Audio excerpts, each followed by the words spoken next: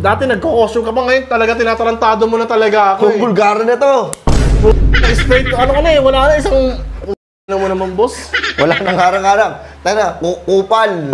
Kupal, ikaw yung kupal. Halagang 6K yan, boy. Kung sakala man... Hindi mo na makikita yan! Sa trabaho mo? Napakatibay naman na ito. Hindi, ito na lang eh. Okay pa sana sa akin kung wala akong trabaho eh. Oh. Di ba? Yun, okay pa. Maintindihan ko pa yun. Okay. Hindi ko gagawin. Wala kang work eh. May trabaho ka. Na. In-order ko na yan. Nakapangalan lang sa'yo yan, pero sa akin talaga yan. Boss, ang laki niyang boss. May work ako, pinaghirapan ko yan eh. Di ba? Pinaghirapan ko yung pera na kasi kukuha. Tarantado. Hayaan mo na boss, malapit naman na mag-Christmas eh. Oo, Christmas, ang layo-layo pa amin na yan. Itabi mo na lang to para ano, kung tayo nagkakagulo dito. Tabi mo na lang yan, Dre. Uy! Uy! Ay, sir. Uy!